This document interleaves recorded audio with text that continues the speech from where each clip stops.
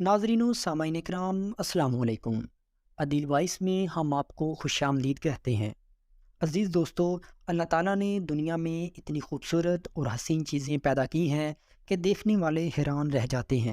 چاند، سورج اور ستارے اللہ تعالیٰ کے حکم سے اپنی اپنی منزل کی طرف رواں دواں ہیں، جو اس بات کا ثبوت ہے کہ اس جہاں کا خالق اور مالک صرف اور صرف اللہ تعالیٰ ہے، جو اپنی ذات میں وحدہ لا شریک ہے۔ پہاڑ، دریا، سمندر اور صحرا سب اللہ تعالیٰ کی تعریف بیان کرتے ہیں۔ اللہ تعالیٰ نے کچھ چیزیں جنت سے زمین پر اتاری ہیں، جن میں ایک جنت کی نہر بھی ہے۔ اس نہر کا نام نہر فرات ہے۔ اللہ تعالیٰ نے کئی مرتبہ قرآن پاک میں نہر فرات کا ذکر کیا ہے، اور نہر فرات کو ہی جنت کی نہر کہا جاتا ہے۔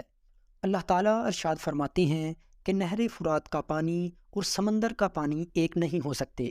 اس کی بنیادی وجہ یہ ہے کہ نہر فرات کا پانی قدرتی طور پر میٹھا ہے، اور اس میں مچھلیاں اور دیگر آبی حیات بھی موجود ہیں، جبکہ اس کے برعکس سمندر کا پانی نمکین ہوتا ہے، جسے پینے کے لیے استعمال نہیں کیا جا سکتا۔ ناظرین و سامعین کرام، دریائے فرات ترکیہ میں موجود ہے۔ اس میں 3 ملکوں سے پانی بہتا ہے۔ یہ وہی دریا ہے جس کا ایک کنارہ شام اور عراق میں بھی موجود ہے۔ جس جگہ معرکہ کربلا ہوا اور پانی کی جنگ ہوئی، وہ بھی اسی پانی پر تھی۔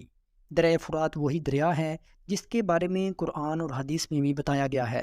حضور پاک صلی اللہ علیہ وآلہ وسلم نے ارشاد فرمایا کہ جب قیامت کا وقت آئے گا تو دریائے فرات کا پانی خشک ہو جائے گا، پھر اس نہر سے سونے کا پہاڑ نمودار ہوگا۔ اس سونے کے پہاڑ پر لوگ جنگ کریں گے، اور ہر 100 میں سے صرف ایک حق پر ہوگا، اور باقی 99 افراد ہلاک ہوں گے، اور ہر بندہ یہی سوچ کر لڑے گا کہ میں بچ جاؤں گا، باقی مر جائیں گے۔ آپ صلی اللہ علیہ وآلہ وسلم نے فرمایا، جب ایسا ہو تو آپ لوگ کبھی بھی اس سونے میں سے سونا مت لینا۔ عزیز دوستو، آپ کو ہماری یہ ویڈیو کیسی لگی؟ ہمیں کومنٹس کر کے ضرور بتائیے گا۔ اگر آپ چاہتے ہیں کہ ہم آپ کے لیے کسی ٹاپک پر ویڈیو بنائیں تو ہمیں اپنا پسندیدہ ٹاپک کومنٹس کر کے ضرور بتائیے گا۔ شکریہ۔